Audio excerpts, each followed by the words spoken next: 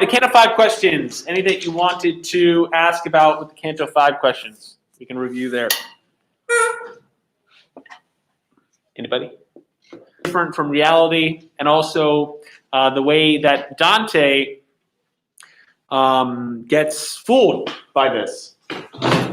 Even after being warned, watch out.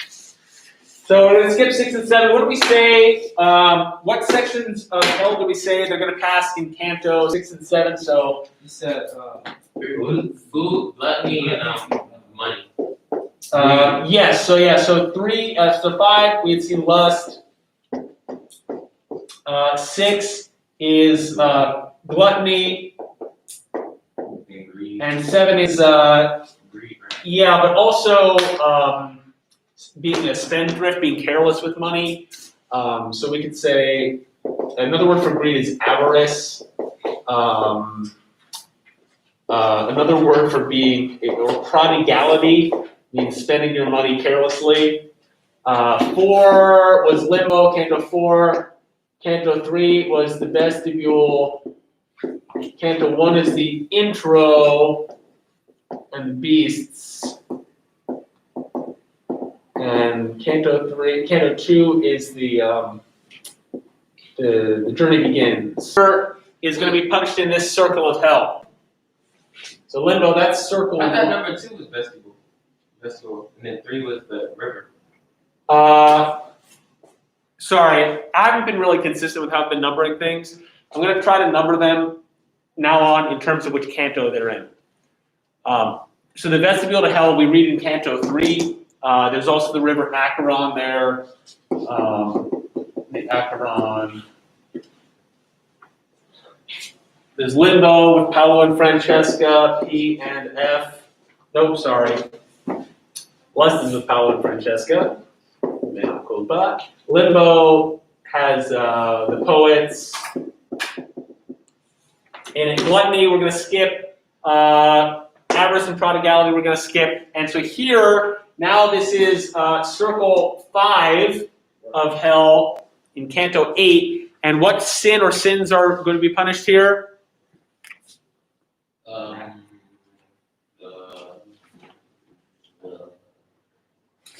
Emotions. Oh yeah, emotions. Right, emotions. And so what, lack of control of the emotions. So what are the sins here? What are the names of these sins? Wrath. And What's the other one? We're mostly going to see wrath, but also... wrath and wrath. I ain't write it. What's the other starts with an S? It's One of the 7 deadly sins. Sloth. Sloth, yeah. Sloth is sort of like laziness. So wrath and sloth are at opposite ends of the same spectrum. Both are excessive. Similarly, avarice and prodigality are like similar, opposite ends of the same spectrum. You can either be way too careful with your money or way too careless with your money. Here with your emotions, you can either have them, you not control them enough, or you control them so much that you just don't even care about anything. That's sloth. All right, so wrath and sloth here. And this section of hell, if we look at our map on page 88 again, just to get us situated, that map on page 88, you see that there is another river here in circle 5. We have the second river of hell that Dante is going to cross. And that's the river what? What's the name of this river? Acheron? Not Acheron. Acheron was back up. Styx. Yeah, the Styx. The Styx. This is probably the most famous of the rivers in hell in Greek mythology. Styx. It means horror in Greek, the river of horror. And so here we've got another river. We had a river separating the top section of hell, the sins of the wolf, from everything above hell, and then we have another river separating this top section of hell, sins of incontinence of the wolf, from the sins of violence, the sins of the wolf, in the next section. We'll see it's not just a river that they're going to encounter. And it's this river where the souls of the wrathful are being punished. The slothful are actually, they're underneath the river. They're just sort of hanging out at the bottom. They can't even be bothered to come up out of the water of this river. So turn to page 138, Canto 8. Now Dante and Virgil, as they were approaching as they're approaching this river, they see this tower on the banks of the river, and this is the tower that's mentioned here. They see this tower. But before they had reached the foot of the tower, the pilgrim had noticed two signal flames at the tower's top, and another flame answering from a distance. Soon he realizes that the flames are signals, 138. Soon he realizes that the flames are signals to and from Phlegyas, the boatman of the Styx, who suddenly appears in a small boat speeding across the river. Wrathful and irritated though he is, the steersman must grant the poet's passage. But during the crossing, an angry shade rises from the slime to question the pilgrim. After a brief exchange of words, scornful on the part of the pilgrim, who has recognized the sinner, the spirit grabs hold of the boat. Virgil pushes him away, praising his ward for his just scorn, while a group of the wrathful attack the wretched soul, whose name is Filippo Argenti. At the far shore, the poets debark and find themselves before the gates of the infernal city of Dis, where howling figures threaten them from the walls. Virgil speaks with them privately, but they slam the gate shut in his face. His ward is terrified, and Virgil too is shaken, but he insists that help from heaven is already on the way. We'll start reading line 1. I must explain, however, that before we reached the foot of that high tower, our eyes had been attracted to its summit by two small flames we saw flare up just there. And so far off the eye could hardly see, another burning torch flashed back a sign. I turned to that vast sea of human knowledge. Who's that? The vast sea of human knowledge. Virgil, right. He's like an ocean, he knows so much. What signal is this? And the other flame, what does it answer, and who's doing this? And he replied, you should already see across the filthy waves what has been summoned, unless the marshes vapors hide it from you. A bowstring never shot an arrow off that cut the thin air any faster than a little boat I saw that very second skimming along the water in our direction, with a solitary steersman who was shouting, aha, I've got you now, you wretched soul. Phlegyas, this time you shout in vain, my lord responded. You will have us with you no longer than it takes to cross the muck. As one who learns of some incredible trick just played on him flares up resentfully, so Phlegyas there was seething in his anger. My leader calmly stepped into the skiff, and when he was inside, he had me enter, and only then it seemed to carry weight. Soon as my guide and I were in the boat, the ancient prow began to plow the water, more deeply now than any time before. All right, so they're walking towards the bank of the river,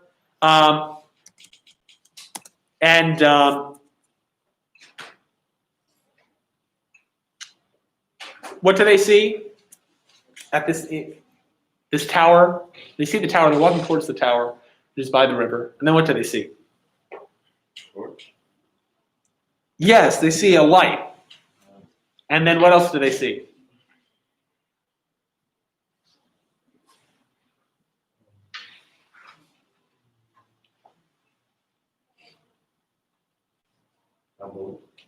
Not yet. Before they see the boat, what do they see? They see a light at the top of the tower, and then they see two lights really at the top of the tower. And then what do they see?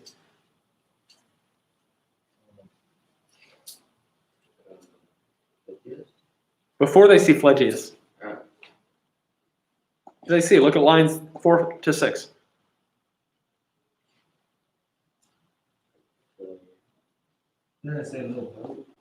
Before do they see the boat? Look at lines 4, 5, 6.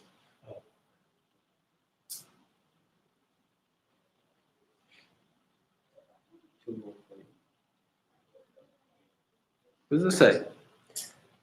Our eyes had been attracted to its summit by two small flames we saw flare up just there. And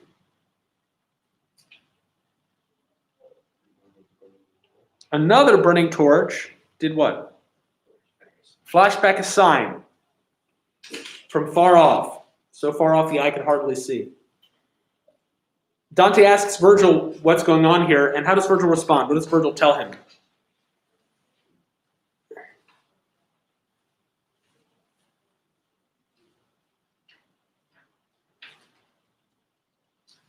Why are these lights, why are these torches, why are these flames, why are these lights there? Right. They don't have a telephone. They're summoning someone. And Virgil says, you should already see across the filthy waves what has been summoned. And what does Dante then see? Another boat. We had seen the boat driven by Charon across the Acheron River in Canto 3. Now we see another boat. And how does this boat move? Slow. How does it move? Look at the top of page 139. Arrow.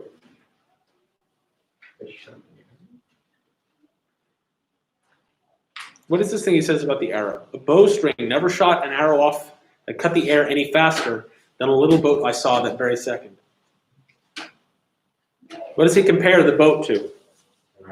An arrow from a bow. So the boat's moving what? Fast. Yes, very quickly. And who's in the boat? Phlegius, yes.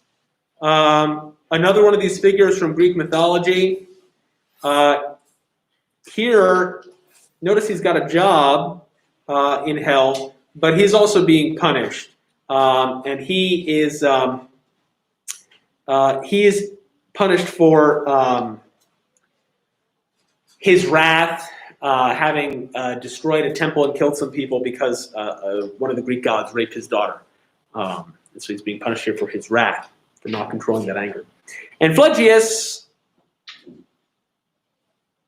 how does Phlegius respond when he sees Dante and figures out what's going on?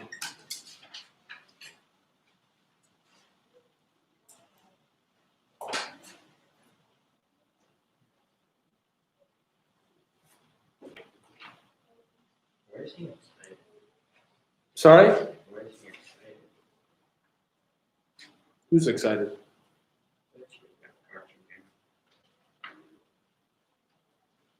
Well, what does he think when he first sees Dante?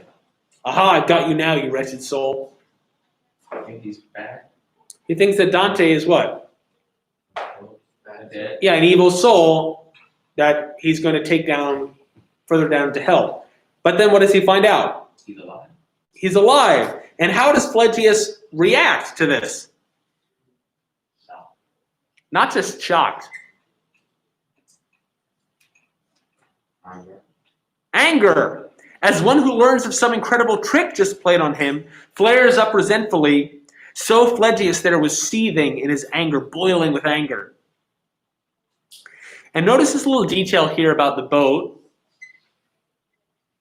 There was a question related to this topic yesterday.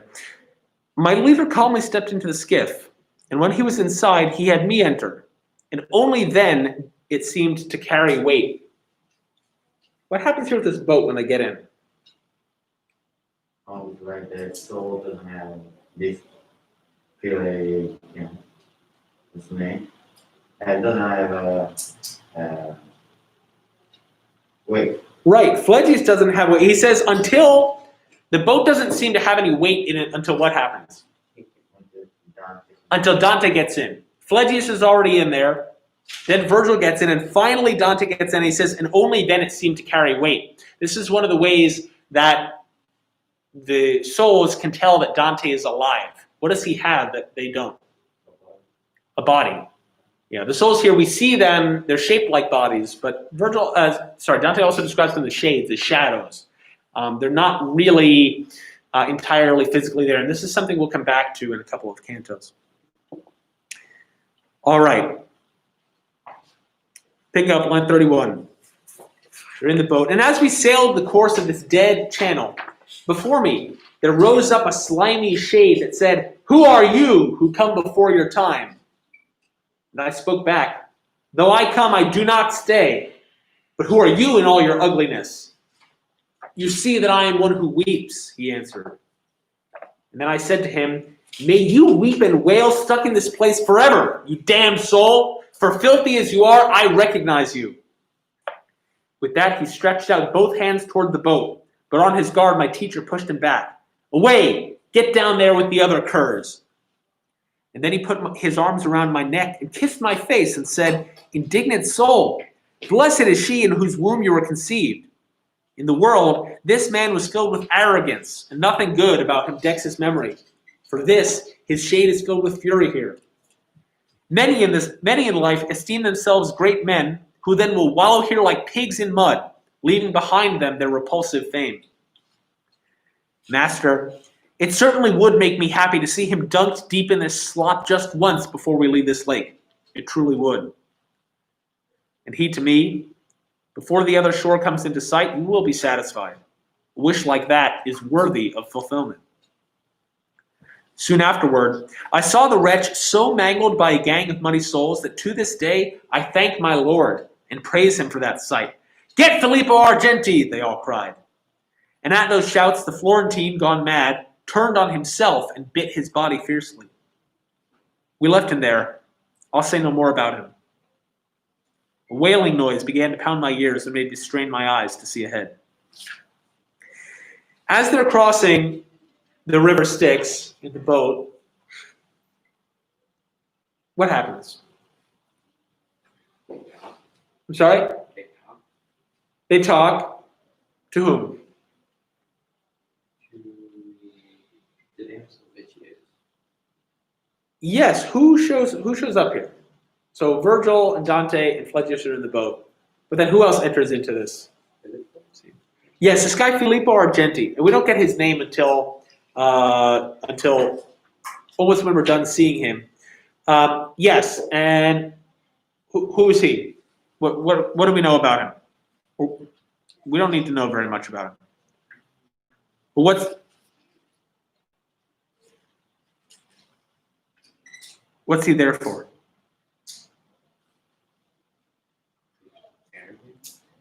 Yes, his arrogance, his own wrath. And how does Dante react when he sees him? Dante's very angry. What does he say? What are some of the things that Dante says to this soul, Filippo Argenti, who sticks his head out of the slimy river? Let's talk to them.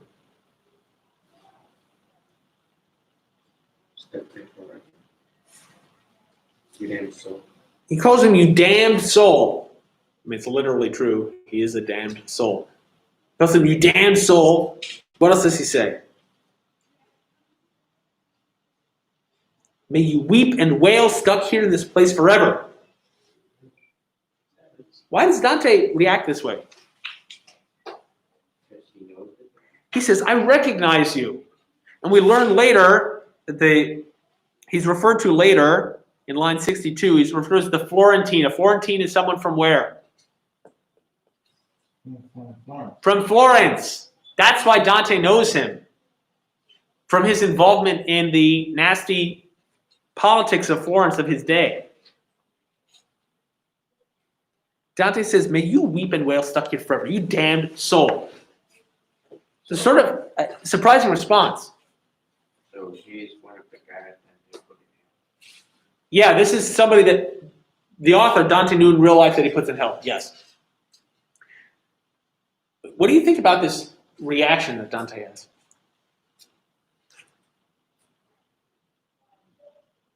What sin is being punished here in this circle? Yeah, anger, wrath. How does Dante respond here?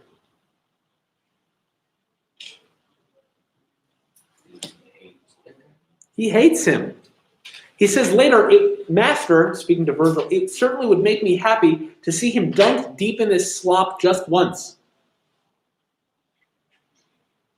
He says later, soon afterward, I saw the wretch so mangled by a gang of muddy souls that to this day I thank my Lord and praise him for the sight. What kind of response does Dante have to seeing this soul being punished in hell? Before coming here, it was pity for them, and now it's nothing. Right. Back in Canto 5, how did he respond to Francesca? He feels sorry for her, but here with Filippo Argenti, and it helps that this is somebody he knew personally, he's angry with him. He's glad to see him suffer. And Virgil says, well, what does Virgil say about this? Virgil is guiding him through hell. Here he's in the circle where anger, wrath is being punished, and he responds this way. How does Virgil react to that? To the show of emotion by Dante? Yes. What does he think about it?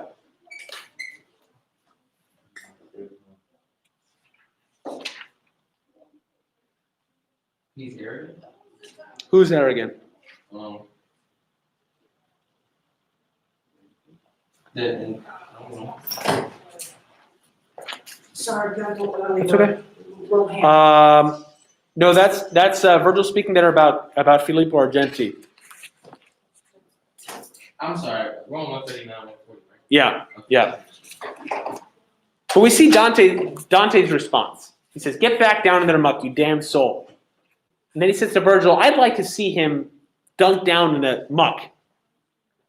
What does Virgil think about this reaction?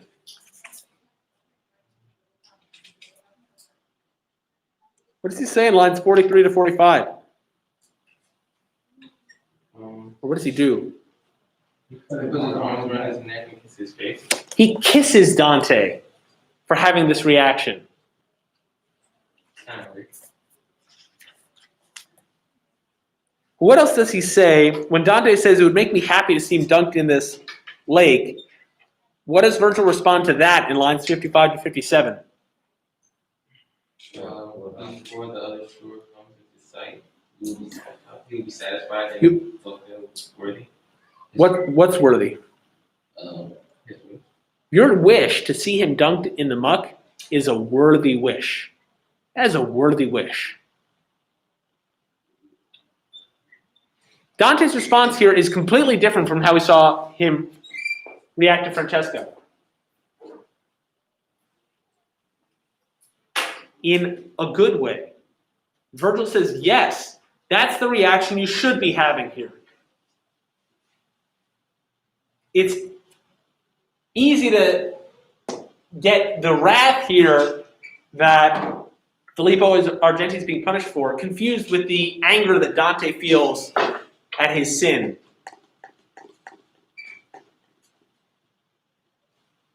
Even though Dante is angry also, here it's not a sinful anger. Virgil doesn't criticize him. Dante gets what he wants here. There's an appropriateness to Dante's anger. All right, and we see Filippo get attacked by these other souls.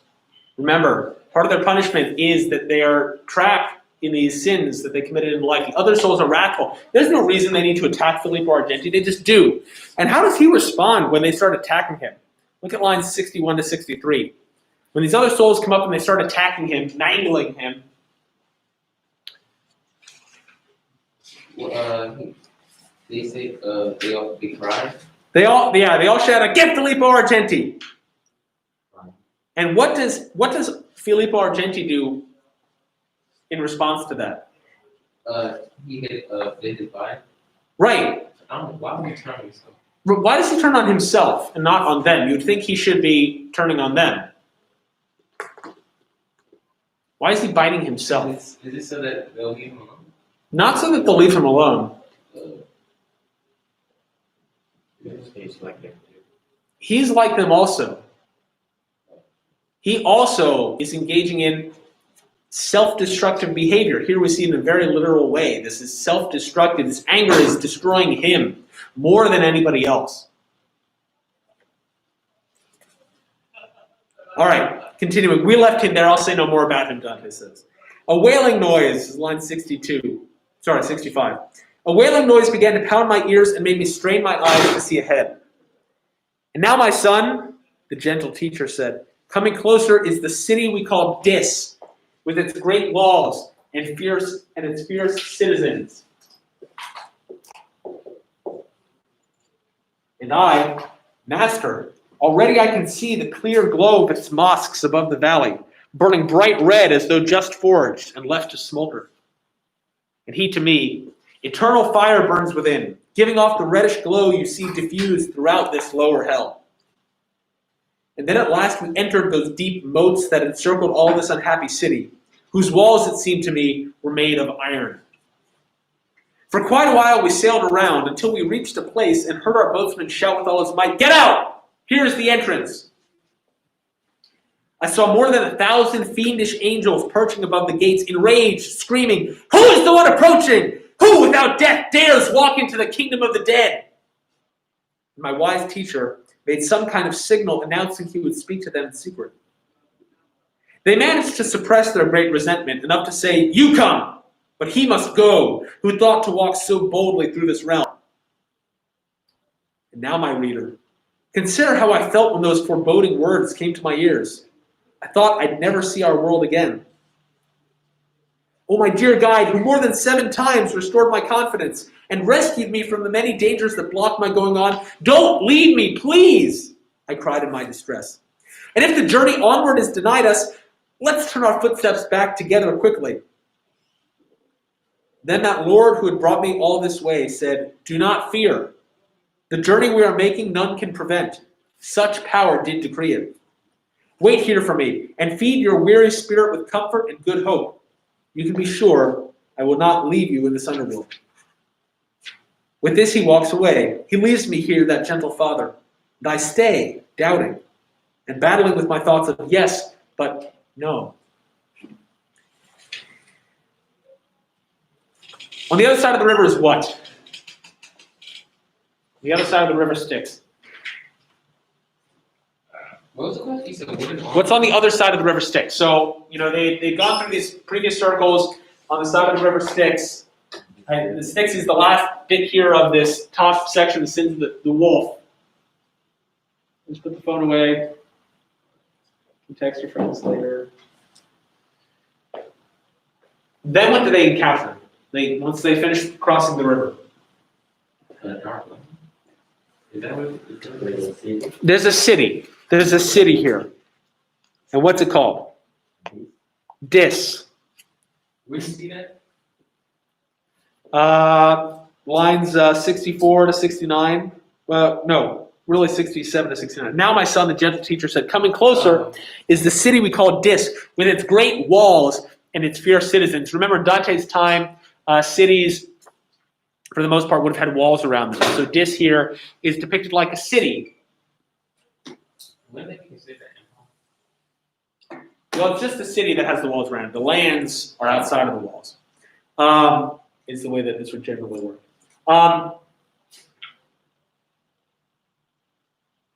We've seen cities before. Where else did we see a city? In Limbo, we saw the city of the virtuous people who were unbaptized. In one common way of describing heaven is the city of God. But here we have the city of what? The city of hell, Dis. It's like a city here. Dante, city is very important for him. Florence, one of these cities. So here we have the word hell. Is the burning bright red? Yes, yeah, the buildings are this glowing red, hot. Forged? As though just forged, as like metal that's just come out of the furnace and been hammered in shape. It's still glowing red hot. Very glow. I don't know if it's mosques. Mosques, yes. What are mosques? What's a mosque? Is that a bug? Is it a bug? What's a mosque? Like a what? No. A mosque? A mosque is like a church, but for Muslims. And so here, this isn't it's not a Christian city. It doesn't have church steeples, because normally with one of these cities, the tallest things that you'd be able to see from a distance over the walls would be the bell towers of the churches. But here, instead of seeing bell towers of churches, these are mosques in this section of hell. What else? What do its walls look like? Like iron. The walls look like they're made of iron. Not stone, which would have been the normal thing to make walls out of, but iron here. Impossible to get through. All right, and then they approach, they get to the gate, and what do we see at the gate of Dis? The walls have gates in it. Here, Discus has one gate. Where did we see a gate before? In Limbo. Was it Limbo? Not Limbo. Or the Lust thing? Before that. Wasn't it where you get judged? At the very beginning of hell, the gate to hell. This is like hell all over again. It's like hell within hell. We have a river, we have a gate. And what else do we see at this gate? Besides the gates itself, of course. Angels. Right. There's like another Okay, what do we mean when we say fiendish angels? They have love with heaven. Yeah.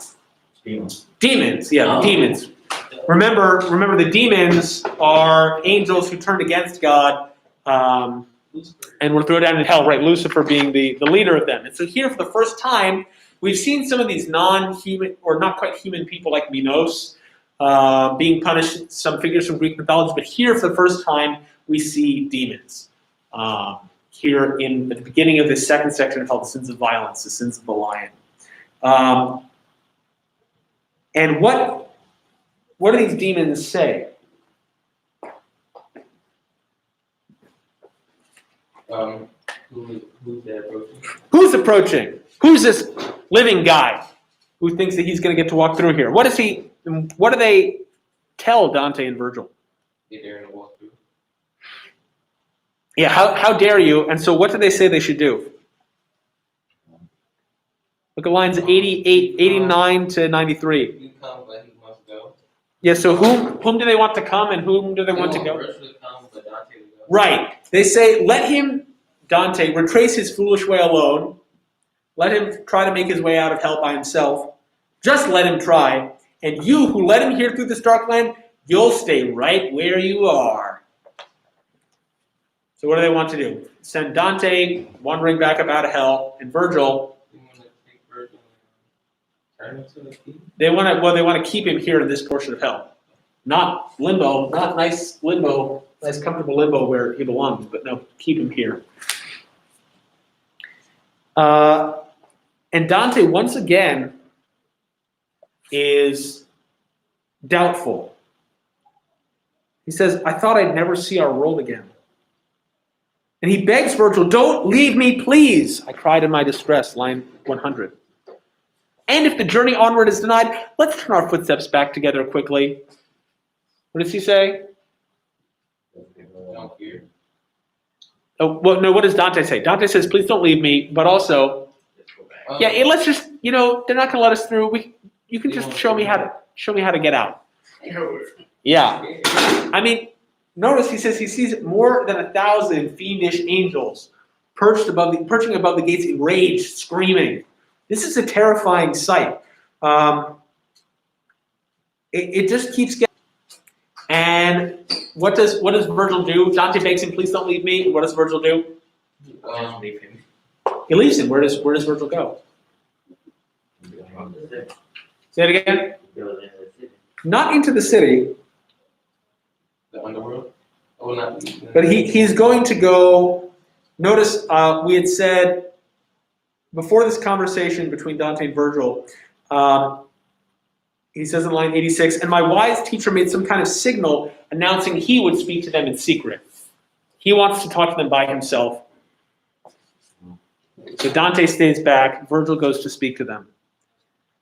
With this, he walks away, line 109. He leaves me here, that gentle father, and I stay doubting and battling with my thoughts of yes, but no.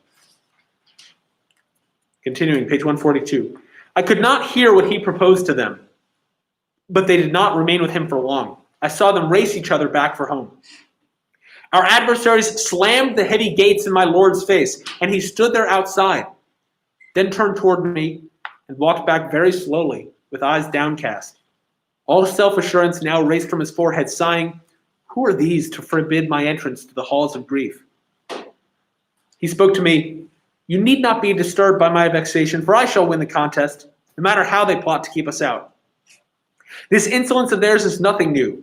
They used it once at a less secret gate, which is and will forever be unlocked. You saw the deadly gate, whom the city will be opened. What happens from this conversation that Virgil has with the demons? Happens quick. What do the demons do? Oh, they race back home. Yeah, they race back home. They do what? With the Oh, slam that. Turns towards Dante and walks back very slowly. Dante's not able to convince them to let them through. But what does he say here at the end of the canto?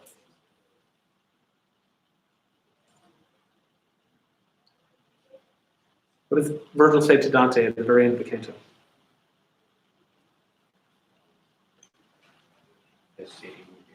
the secret gate. It will be open. They've used this trick before. We can talk about that next week. But also, the last 3 lines, now already past the first gate, and descending across the circles down the slope alone, comes one by whom the city will be open. All right, we'll leave off there. Have a good weekend.